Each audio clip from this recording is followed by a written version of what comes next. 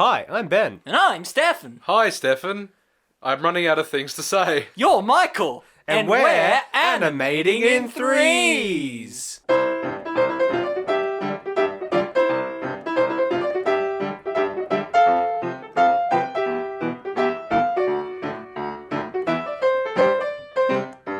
This is an animation podcast where three guys talk about an animated series or movie from an animator's perspective. And this week we're going to be talking about 2001's Atlantis. Okay.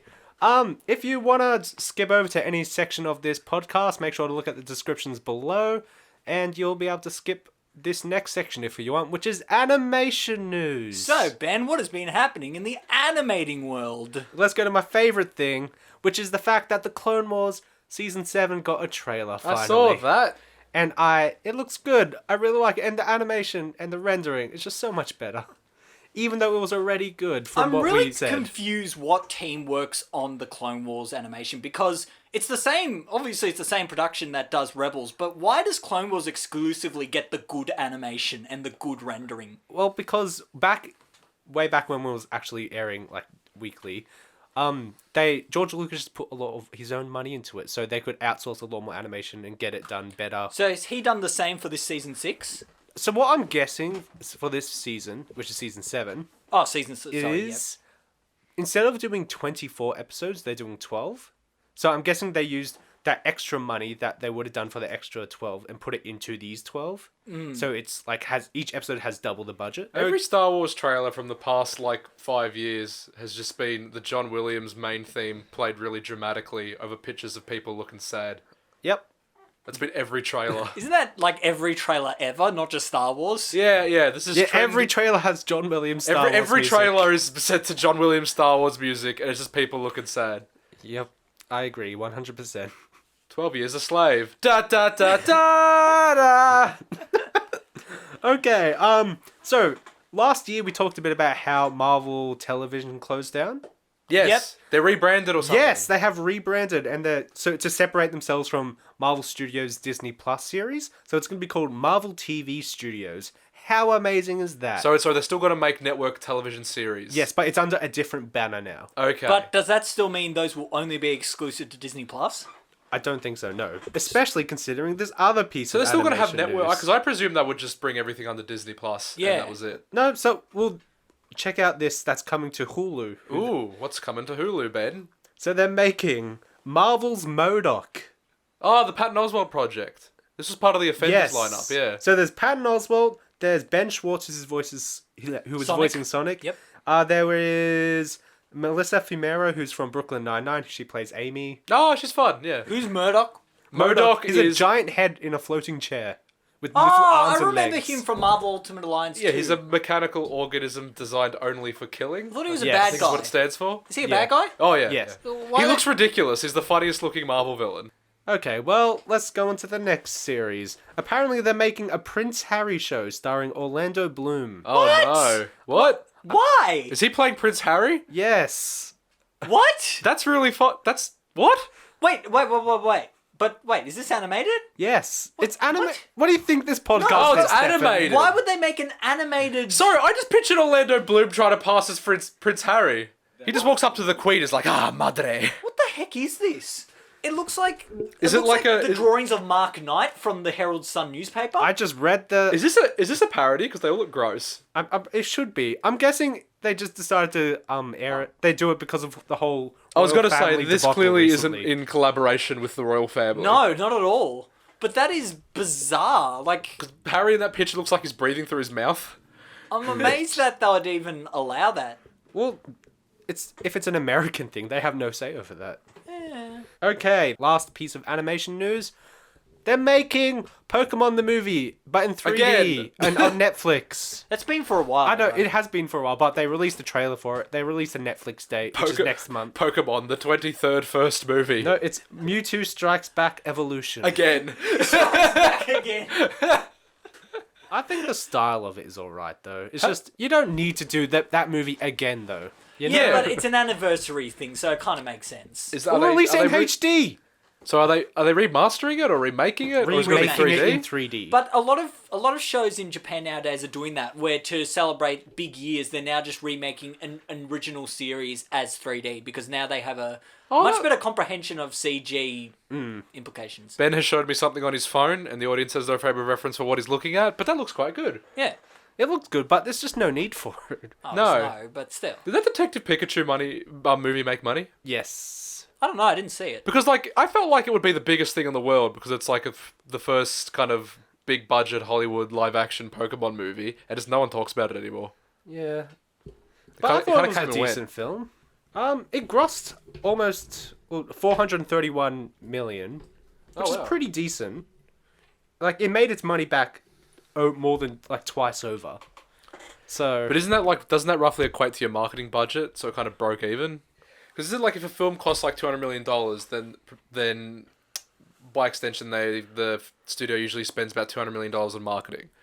It cost around 150 million, so it made roughly 3 times that. That's okay. Yeah, I would say That's a moderate success, yeah. Yeah.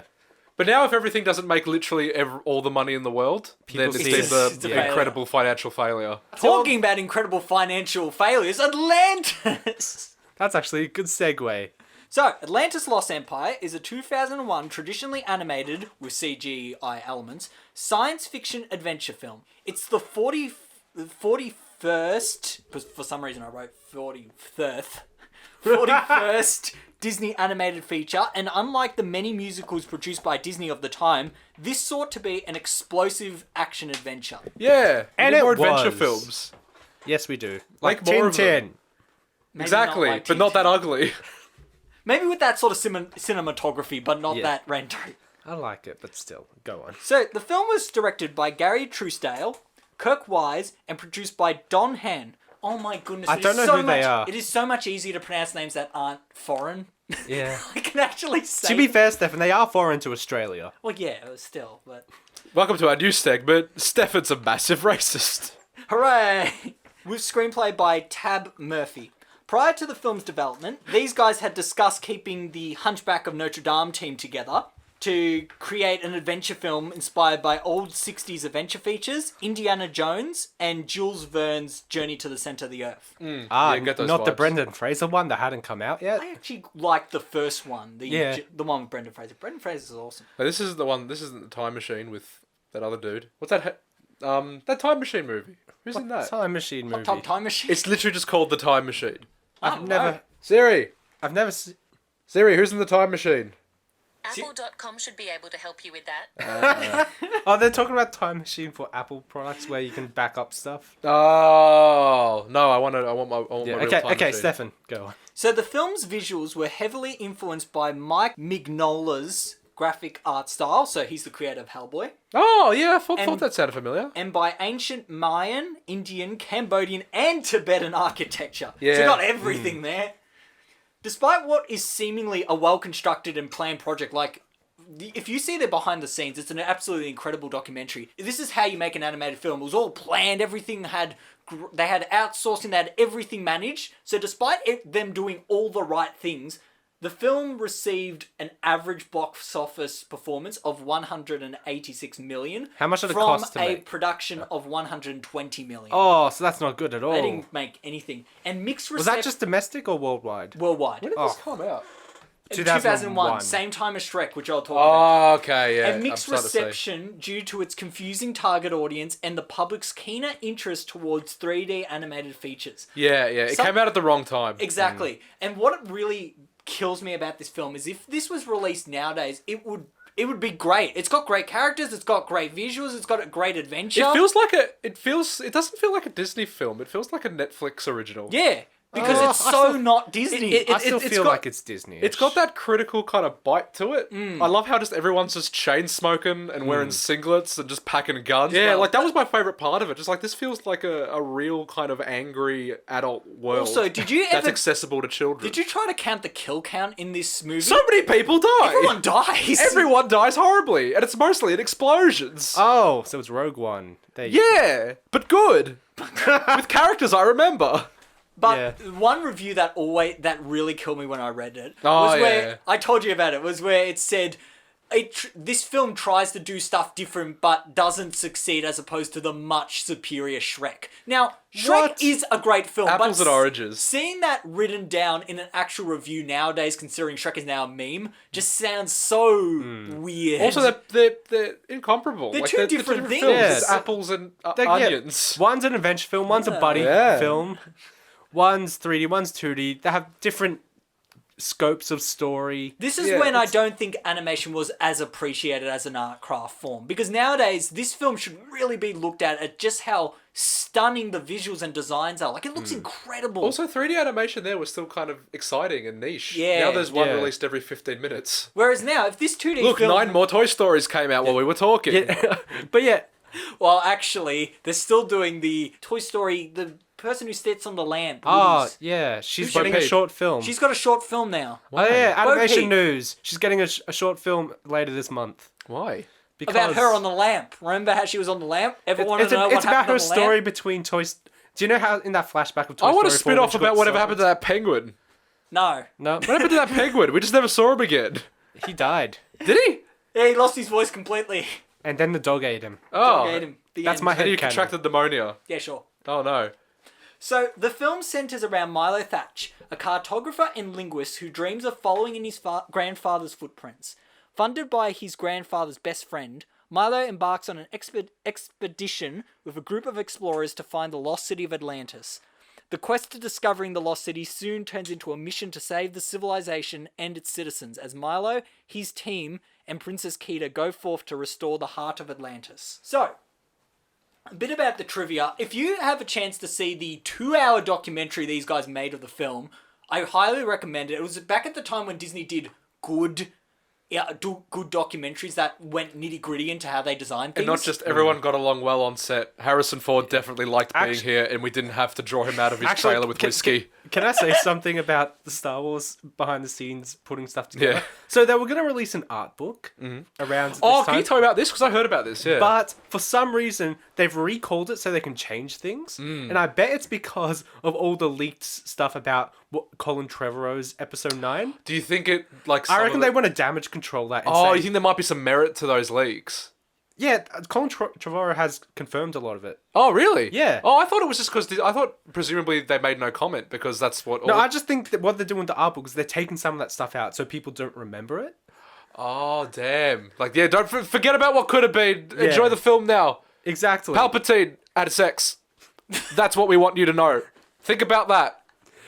Anyway, sorry about that It tangent. has nothing to do with Stefan. animation, but I really want to keep that line. Palpatine has sex. That's what Disney wants you to remember. So at the start, Keep thinking about it.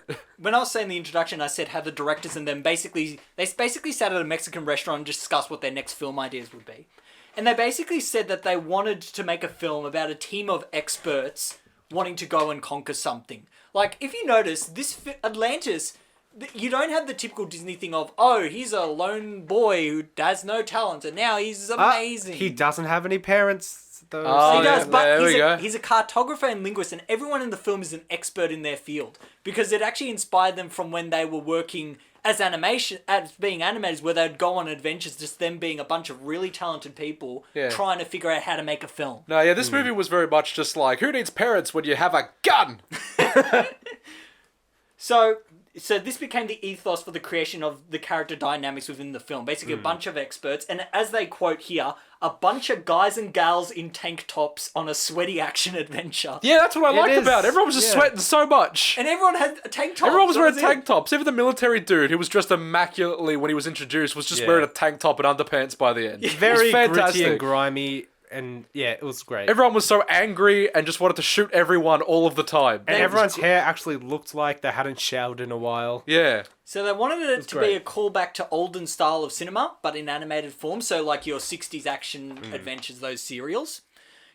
And they wanted to create a first film for Adventureland Disney, because at this time all the films had been for like the fairy tale side of the Disneyland. They wanted to do one for Adventureland, which is like your Pirates of the Caribbean, that sort of thing. Yeah, those are the fun ones. They could have done Tarzan. Done that for Tarzan, though. Probably. This But was- Tarzan was still a musical. These Yeah, guys that's true, sought out to yeah. make this not a musical. Oh, They- this was really lacking that, really missing that Phil Collins soundtrack. We're in a sub Oh no, a crab! I don't know. I guess we're now all dead. Bang, bang, bang, bang, bang, bang, bang, bang, bang, bang. Okay. And that's just the gunshots. Yeah. So, a few notes I got from the documentary of this film. Ed Girder was the layout supervisor, and he had to sell the team on basically making this widescreen because all their other films. Oh, had been yeah, in it looks box. amazing, yeah. But he so- said that widescreen, because this is an adventure, would be able to get more scenery, more atmosphere, and you'd be able to do a lot more. But wouldn't with they it. already make it in widescreen? though? No, But what about all the old Disney films? Aren't they made in widescreen? no. What's the traditional aspect? What's the cinematic aspect ratio for traditional Disney films? I don't have that here because I don't know. Oh, okay. Oh, because I swear they're not going to be like it 4:3. Because because when they release like the DVD, they have all the extra edges in This in is one of the widescreen. first ones they said that did widescreen, so I'm going to take that for what I'm it assuming is. that means cinematic widescreen, like that 22 by 9 by 1. Or Ah, whatever it yeah, is. not like 16:9. It's like cinematic screen, not like 16 by 9. Okay. Yeah. Fair So enough. it basically required bigger drawings if they were going to do it just the widescreen they wanted. However, they worked out that making the drawings for the widescreen smaller, so if they made everything 30% smaller, they could actually be more efficient and give the animators more room to move the characters within the world. So if you imagine, the backgrounds in every of the drawings, instead of being massive, are actually quite small. But because it's still in the widescreen, you can't really tell. But it also gives them more leeway for the characters to move because technically there's more room. Yeah. Yeah, we were right. The aspect ratio for Atlantis: The Lost Empire is 2.35 by 1, so it's a cinematic aspect ratio. Yeah. Yeah, so That's that pretty must have been impressive. brand new. So that's extra wide. So, that's why in this film there's a lot of cinematic shots where it's just looking at the backgrounds because they have that extra room to be able to emphasize on it. And man, are the mats gorgeous in this. Yeah, there's a part of the mats, not really mats, but this, I'll get into it. Yeah. So, emphasizing emotional storytelling through background paintings, blues for peace and romance, reds for anger, that sort of thing. Lisa Keane, the background supervisor, worked out diagrams to explore basically a working model of the entire Atlantis ecosystem, just so That's she could cool. imagine how light would fall in certain scenes. So this lady basically worked out how they'd get water, how they'd get supplements and everything to this culture, just so she could work out how it would look and how it would feel. Oh, and then she wow. basically imagined, okay, imagine the crystal is the central battery for everything, and then that would undermine the ecosystem and whatnot. Okay. And hearing that, it's really impressive how it's not just the screenwriter who works on making this world. It's everyone Yeah. involved has a little piece. And I feel like there's a lot of animations nowadays that don't have that don't have- communication between the Yeah. different fields. And even in this documentary, Yeah, I they know what you said mean. this old Disney trait called plussing, they called it, where anything anyone brings to the table can only make it better. And so they listen to every idea, they listen to everything and just make it, and eventually it becomes something grand. What if they said, let's bring a clown in it, and he says, hi. What if the clown's racist? No. What if we just have the whole civilization be racist clowns? Yeah, would that have been a better idea? Is all that voiced plussing by stuff? There are no bad ideas. Make the film about racist clowns. All voiced by Mark Hamill. Oh, that is better. I really like the voice acting in this. So. Yeah, Michael J. Fox is a excellent choice. Effects animation was supervised by Marlon West, who focused on the bubbles, lava, and pretty much everything that was moving that wasn't characters. Like, okay. he said that this was the biggest VFX film he's ever done. And Oh, there was wow. quite a bit as well. So. Oh, it's a spectacle. Yeah, like there's if this was ever explosions, lasers, everything. if this was ever theatrically re-released, I'd 100% go see it. The final multiplane shot at the time was regarded as the most difficult shot in the entire film, Oh, which multiplane? where it zooms out from Yeah. Keita and Milo and sees the whole city of Atlantis with everything moving. Yes, Because yeah, what yeah. it basically is... Is that the last shot of the film? Yeah, last Yeah. shot. Is it started with one little drawing and basically they just added all different drawings to everything. It's not yeah. just one image. They went from like a 7x11 paper to like a massive pieces of paper and composite. And it was Wow. insane. Yeah, I could kind of tell that when I was watching it. So they sought to make it more like a moving comic book with sharp angles and dynamic compositions. So David Gotaz, who was the art director, utilized more freelancers than usual for a usual Disney production. So instead of just sticking to their in-house, they got a lot of outside people, which is what gives it that different look from a Yeah, Disney. yeah. There was a lot of moments when like the characters don't go off model, but there's a lot more fluidity with in-betweens. Yeah, yeah. There's a lot of... I'm talking more in the art direction. Oh, of the art design. direction. I was gonna say because there's a lot of like caricaturing and warping in the in-betweens, more so than I felt was normal for a Disney film. So, to bring an entirely different look and feel to Atlantis and make it feel more raw and kind of comic booky, they got Matt Codd, who designed the Leviathan and Submarine, and he does a lot of like gothic kind of architecture stuff. Jim Martin, who did the sub-pods. Ricardo Delgado, who did the sets of Atlantis and all the caves that they go through that transitions from the industrial world to the organic Atlantis world. And Mike Magola, who did Hellboy and all that and had that really distinct art style. Yeah, he likes his big chins. There's this interview with him where he was brought in on the project and he saw that they had like pin-up boards of how to draw like Mike Magola, and they had all these things of how to animate hands and whatnot. And he said something like, what are these terms you're saying? I have no idea how you've broken down my art because I just draw it and that's my style. Yeah, and he was impressed by just how they interpreted his style and like very articulate wording and whatnot. Yeah, yeah, because I think everyone's like that. Everyone just kind of draws innately. Yeah. You don't really overthink it. You don't really overthink your style, or you're not consciously aware of how you're composing any one piece of art. Yeah, so that's kind of interesting. It would be interesting to have your work kind of critiqued like that. In terms And of how- I want to say character art- critique. I'd say just breaking down. I'll break it down. Analyze probably a Yeah, better word. analyze. There we go. In terms of character animation, they said the hardest thing to do was get his fingers, his style of fingers, because they were really blocky with big Blocking nails. and flat tips. And apparently that Disney- was really difficult for all the Disney animators, so they needed to like keep. Who are we referencing talking him. about recently that always did that? Who Was that designer for Hades in Oh yeah, Yeah, the Hercules one. Yeah, we're Yeah. talking about that guy.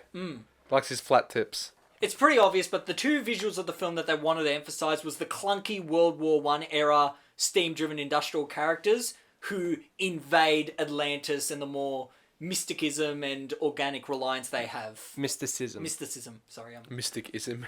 mysticism. So No, I loved like the steampunky. I love both styles and how like they also kind They of join together intertwine, when yeah. they Yeah, and invaded it's not as well. quite. And it's not quite steampunk. No, it's not. It's yet. just very industrial, Yeah, yeah, yeah. Everything. but like futuristic industrial. Yeah, yeah. Because steampunk, like the whole steampunk, not dystopia, but the whole steampunk aesthetic is based around kind of using steam as a primary source of fuel. But they live in an era when they've started to develop internal combustion engines. So they do live in an era with a developing fuel source, but it's taken elements from that kind of steampunk, over industrialized, almost militaristic aesthetic. I think the whole thing is beautiful. Especially, I wish we spent more time in that massive sub, because that's the sub is amazing. And talking about the sub, that was 3D, as you know. yeah. And they actually had a big reliance on 3D assets despite it being a 2D animation film. Like that, the Leviathan that attacks them is all 3D. Yeah, you can tell. It's But composited nicely, but It you can works well. Like, Yeah. I think it works incredibly. tell. And also, it makes sense. We always talk about Futurama, how Futurama always uses like 3D model composites to depict either vehicles or futuristic technology, and that kind of does the same thing. All the organic stuff is completely hand drawn, and a lot of the ancient technology and giant like robotic monstrosity guardians are all digital. 3D. Yeah. But Okay, so good movie. yeah, is that? Do you want to keep going? What? Oh, do we thoughts need are? opening thoughts, actually? Yeah. Oh yeah, it's kind of a free flow conversation thing. Anyone can do a podcast, basically. It's so Hooray! easy. I loved it. Yeah, same. I probably enjoyed rewatching it more than Shrek. Shrek is next week, by the way, everyone. Yeah, adventure films are one of my favorite genres, just because it's They're really so fun. Yeah, they're just fun They're so and they're fun. pulpy, but like you get to see these characters just overcome all these obstacles and challenges, and then when they get to the treasure, they have this moment of crisis. Like, should I take it? Should I not? It's And then- always no. Every single It's film. all- I want one when Exactly. they get to the end and then just go, God damn, I want to take that treasure. And they just take it and everything's fine. Oh, you know what? Uncharted, the first one. They take treasure. Oh, with they them. do actually. They do take it, yeah. Sorry. Yeah, that's, Apart from that one thing. that's kind of a fun playing with the Yeah. trope where they're just like, here's all this treasure. Oh, we did take it because it's treasure.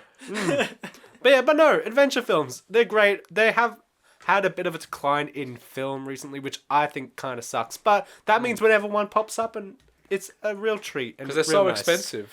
The most recent ones I can think of is like maybe the Jumanji movies. Yeah. But then again, they've just got like this.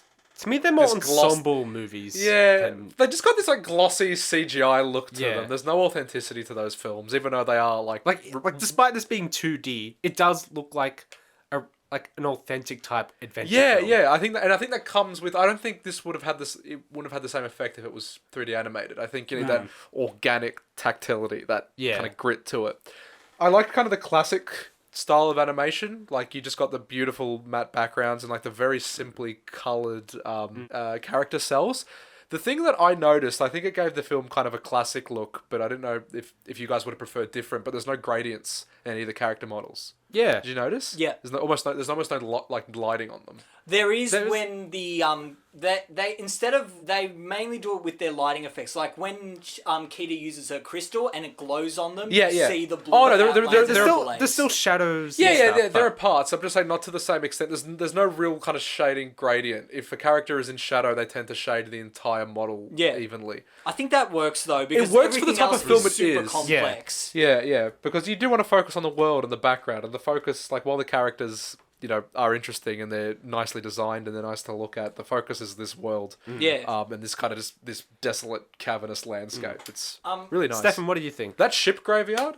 Oh, we'll get to that Brilliant. though. That's amazing. Yeah. But everything in this film, I just think, is really grand. It's all big and mythical, and it goes from big explosion to bigger explosion to biggest explosion. It just keeps exploding. Oh, And yeah. something I love about this film, unlike most Disney things, is there are actually stakes in this film. People die. People are dying left and right. They just die all the time. Yeah. Like they kill off bloody Kita's father. Yeah.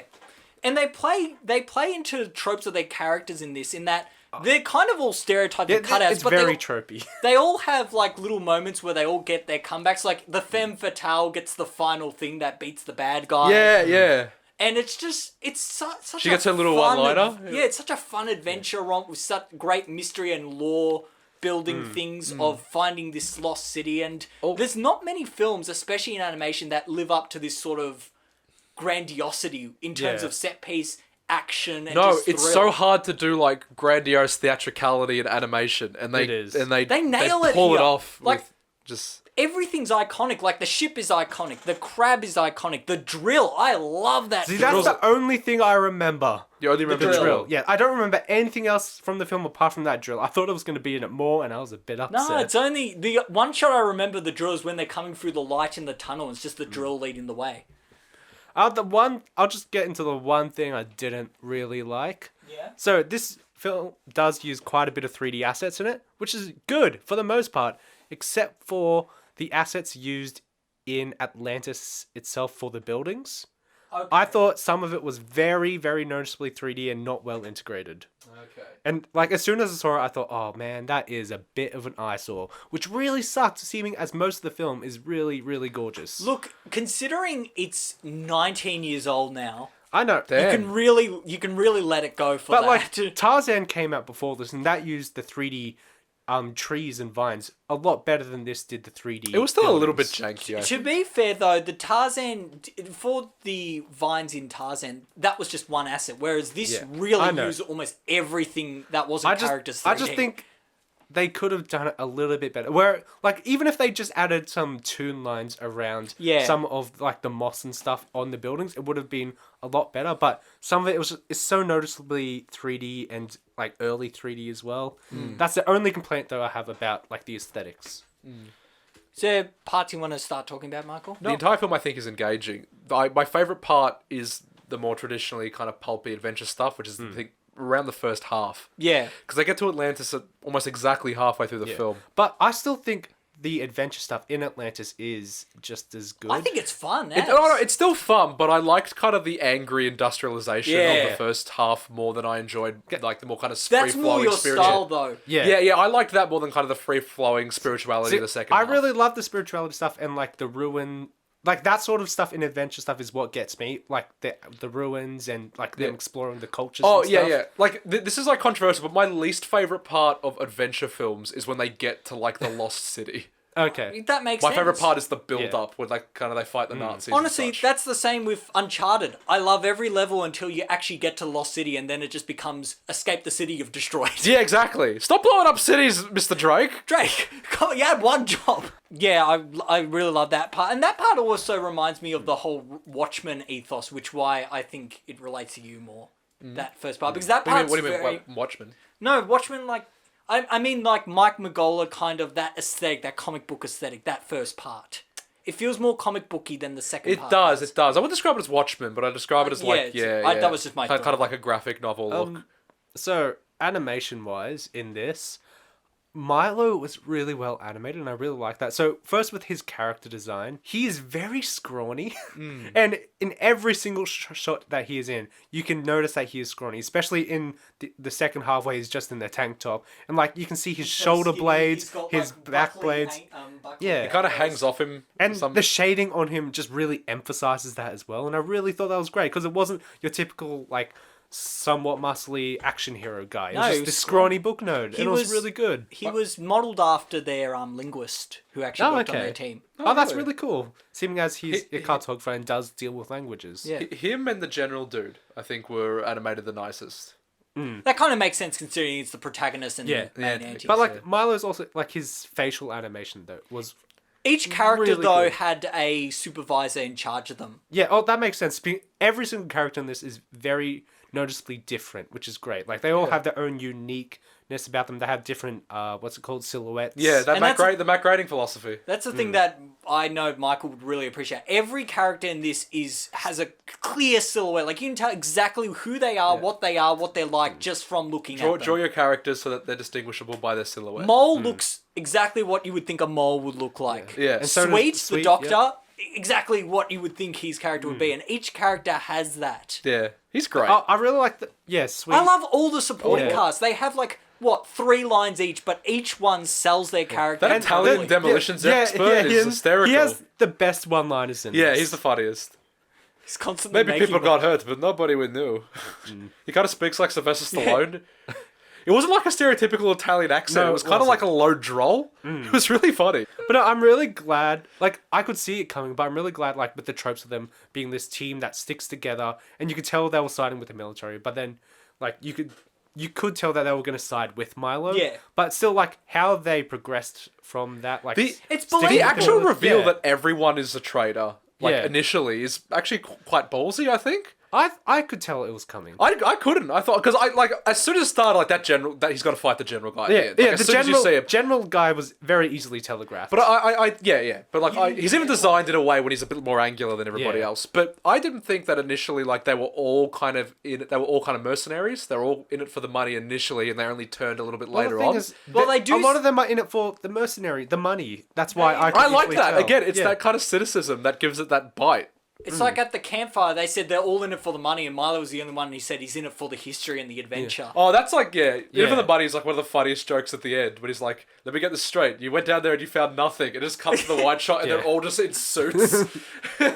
But the characters, like all the secondary characters of that team were all really well developed, from the introductions to that campfire scene where you find out like what drives them, like how the teen engineer, how like what drove her was like setting up the future for her family. And that's a bit convenient that they have like a little campfire that says all their personalities. Oh, yeah, but I but think it works it's well done. for an adventure film. Exactly. And what I love is it builds into what you said before. It's a great adventure film, but it also inadvertently becomes an ensemble film because these characters are all like big characters that have big personalities you can really see, and it's all just them mashing together in this big ensemble. It's great. Something I did want to talk about because it's actually one of my favorite scenes. Is in it the film. Atlantis itself? It's part in Atlantis. It's the part where Keita gets brought up by the crystal. Yes. That scene with the water and how it has those blues that just look haunting is gorgeous. It is really good and really well animated as well. Like Keita, her animation is probably the most sporadic in the fact that she has a lot of energy and she like moves around the most, I would say. Probably with a design that would not be used by Disney standards nowadays because she has like midriff completely showing and lots of legs showing. But Was she voiced by the lady who does Susie from the Rugrats? I don't know. I don't. I only know Michael J. Fox in this film. Okay, because her voice was familiar, and she's quite a prolific voice actress. Even like her initial design where she had that huge headpiece on. Yeah, the masks. And, the mask with all that ruffling around. That would have been like such a hassle to animate, but it's so well done. And like I love everything about how I think they presented the culture in this really well. Yeah. Like I was expecting it to be, somewhat racist because it's, not modern Disney, but No. I think they handled it really well. Like, yeah, the characters there, though, are all endearing. Like, there's no part of it you think, oh, this is a typical, stereotypical tribe, like in Superman v. the... in that 50s cartoon. Although this has the atmosphere of a 50s adventure, it has a lot more modern understanding of characters and gender. Like, no matter gender, like... all the characters are badasses. Yeah. It's great. And they even make a point to say that their team was comprised of the best men and women.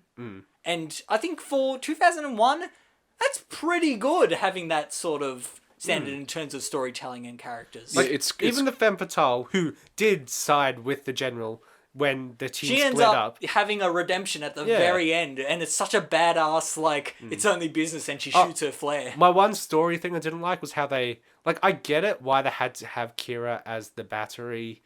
Yeah. But I didn't like how they took it out of commission for the final fight, because I think...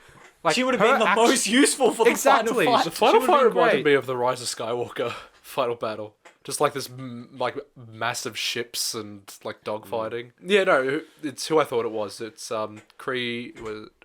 Princess Keita. It's Cree Summer, and she is like a really prolific voice actress. She's done 322 projects, Oh my goodness. which is crazy. But yeah, Atlantis itself, I wish we could have spent a bit more time. I understand story-wise why we couldn't, but I just love how they presented that world. I would have wanted to spend so much more time there, because... Exactly. like, I'm guessing that's why they made a sequel, but the sequel isn't set in Atlantis, is it? The problem with this movie is that they were really banking on it being great because, as you can tell, it had all the planning, it had all this. They were originally going to have a ride in Disneyland. They were going to have a sequel, a spin-off series, but it just didn't it didn't hit because Shrek came out and everyone went to go see Shrek. Yeah. And so this didn't make the money. Disney cancelled all their properties for this, and so it bombed. Which is a shame, because when you see this film, you see the love and the craft in every single thing. And it feels different. It feels unique. It's got that edge that most Disney films don't have. And my main complaint I have about how this film was received is that one of the reviews literally said, "Where are the songs?" It's like, why does it need songs? Everyone's too busy shooting each other. It's clearly, like, when you watch it, it's clearly a serial type adventure film. Yeah. It's not a It musical. doesn't need So songs. Yeah. And I guess like I understand that people were confused about what the target demographic was, because I think this is an era of like budding computer animation, where computer animation was potentially seen as more adult or more family oriented, where the 2D animation was reserved strictly for children or younger kids. Okay. And I think when you start to see this, like, it's a traditionally animated film. You think it's kids thing, Yeah, but it ends yeah. up being more adult. Yeah, no, and then you watch it, and it's like set in the 1910s, I and still everyone's angry. Everyone's perfectly smoking. fine Everyone's for a chain kid. smoking. I still think it's perfectly fine for a kid to watch. Oh think no, it is too. it is. I just think that it's got a little more. It's got a little bit more grit than I think people were expecting, and that may have alienated some families. Because there are a lot of like on-screen character deaths, and There's There's nothing too graphic though. it's not graphic, Yeah. but like the context is quite grim. Yeah. What do you think of the fact that the source of power for Atlantis needs a human body sometimes? Because I think Yeah, it's a plot device. So that's how I took it. You need some kind of sacrificial stake. No, some point. what I interpreted that as is they said like the crystal is like their battery, their deity. I feel like, and especially they kind of hinted at the end that when they bring down Keita, she has the bracelet that the mother took from her when she was beamed up Scotty. And so it makes it seem as if all the Atlanteans who die go into this crystal and keep it powered. So it's almost as if that is all of Atlantis, that crystal.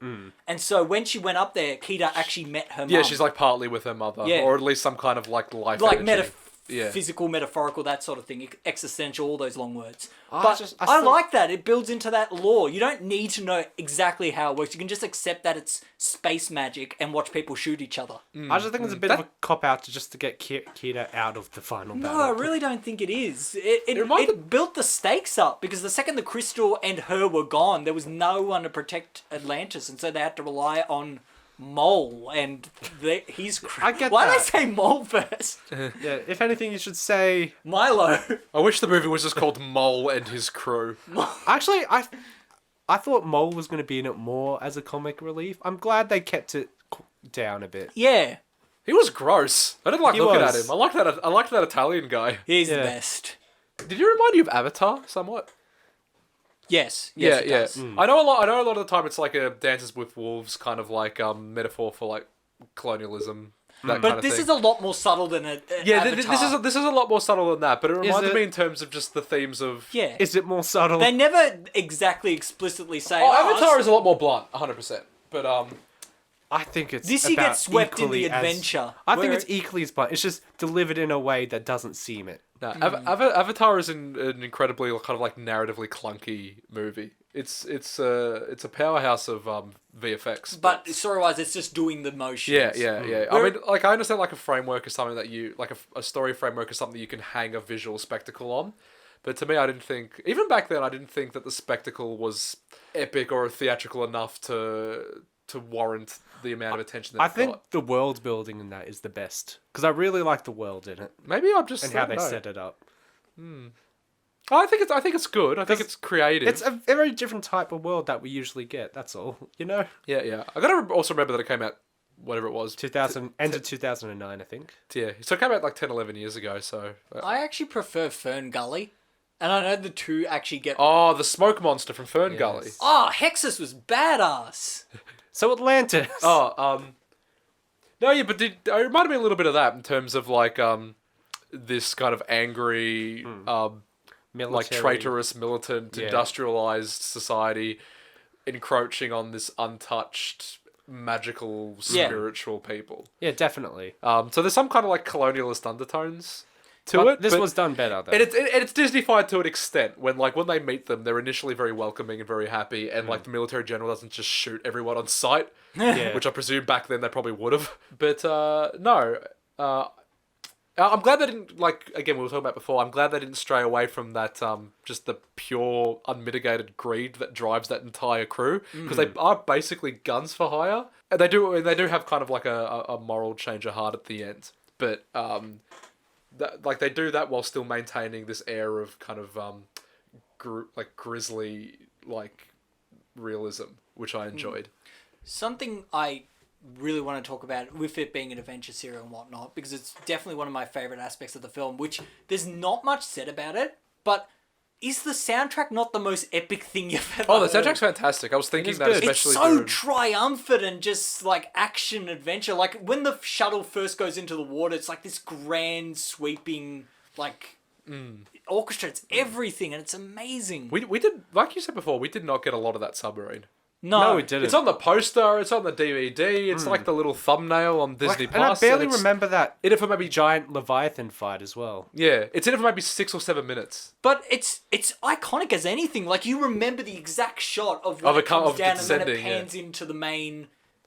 That's main beautiful. window. Like, Yeah. there's even little animation moments. Like there's a bit when like they're driving the Jeep and there's a wide shot and they stop it. And if you look inside the Jeep, they've completely animated the Yeah. characters driving them. Yeah, Didn't they've got the gear stick. They've got everything. Didn't need to. Could have been an opaque window, but they chose to do it. I love how they also do it's a minor thing and they use it as a one-off gag, but where Milo's working the boiler room and then that comes back in the when he's fixing the drill. Bloody set up and payoff. Yeah, it's great. But they're stuff. little subtle things. Like it's not the blunt I love how he thing in knows- Skywalker where it's like, oh, never a droid, don't underestimate them. 5 seconds later, oh, droid, don't I should underestimate have them. underestimated the droid. Ah.